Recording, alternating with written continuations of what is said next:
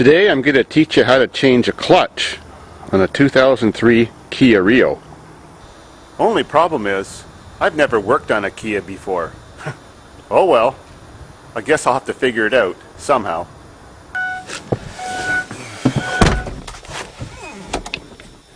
Still barely dries.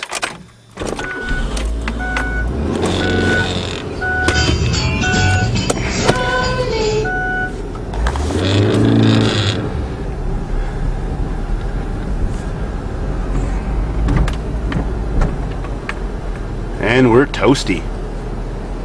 Let's get to business. Well, first remove this gay cover. Next, now remove the air intake assembly and battery. That's done. Now I've unplugged a couple wires that are in my way. Now I've got access to the bolts around the perimeter. So next step is undo the ball joint clevis bolt so I can separate the ball joint and move the axle over, because soon the transmission will be moving this way. Now that the ball joint's separated and everything can move back and forth that way freely, you have to crawl underneath the vehicle, it's on my cardboards there, and remove the cross member that supports the motor and transmission, and at the same time find a jack that can support the motor and transmission without the cross member. So now I'm crawling underneath the car, and there's a manifold support bracket that has to be removed to get at the back bolt of the transmission that's above the passenger side axle.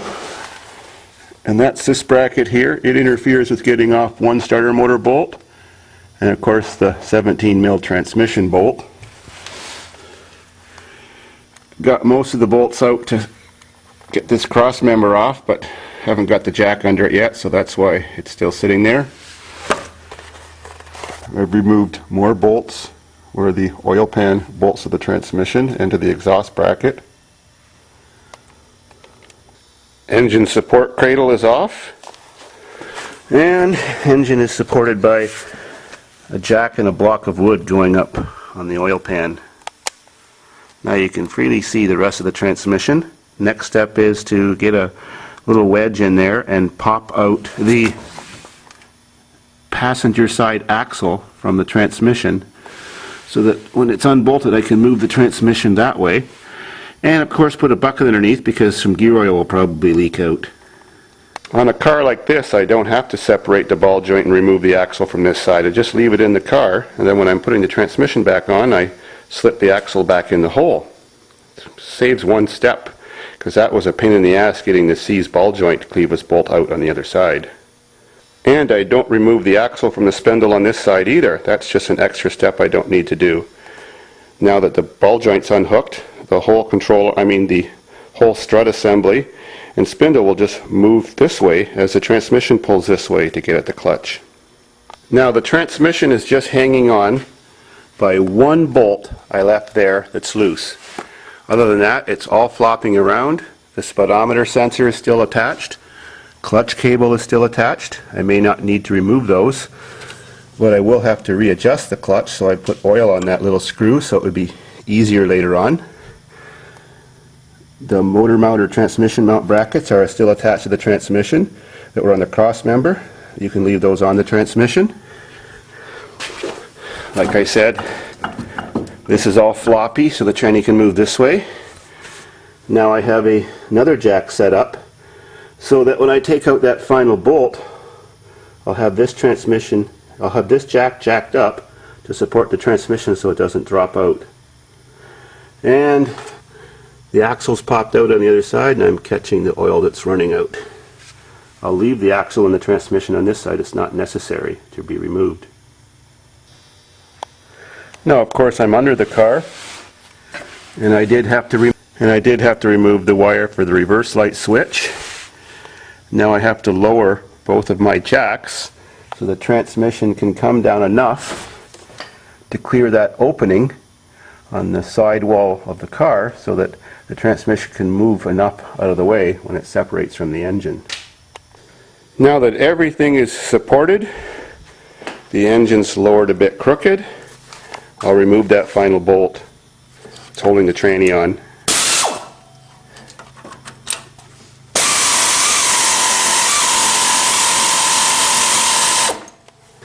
And there she be, and nothing fell. So there's two ways to get the tranny starting to come off. One is go back in the car and push the clutch, and that'll move the tranny over a bit. Two, get a screwdriver or a wedge in there or something and pry between the block and tranny with a pounding in with a hammer. But now that it's supported, don't expect any great fall or anything. Everything will be fine. Well, a little push of the clutch just gave me a centimeter gap. So now I just have to reach over, grab the tranny, and see how far I can wiggle it back. On most of the jobs I do, I see if I can get the tranny far enough out of the way that I can slip the clutch and pressure plate and everything in and unbolt it and rebolt it without putting the tranny on the ground and unhooking the last few things. Saves a few steps, and it's kind of a pain in the ass laying on your back holding up a tranny and getting it aligned. So, transmission is supported. A little prying. I do have enough room to rotate that flywheel, get all those bolts off that hold the pressure plate on. The rear axle is separated by a couple inches. Goes to that side of the car. And it looks like I can slip everything in there without removing the whole transmission. And I checked inside, and when I get that pressure plate off, there's enough room in there to get the clutch release bearing out too. So it should all work out. Sweet. So everything's unbolted. I'm slipping out the clutch friction disc, and it looks shot. One side's a lot thicker than the other side, and the rivets are definitely rubbing. Oh well. Now to just pull out the pressure plate. And that's slipping out no problem too. There we go. The surface of the flywheel looks excellent, so luckily I don't have to take it off and get it remachined. There's one disadvantage to remachining flywheels, is that when you get them back they have that rough machine texture on them.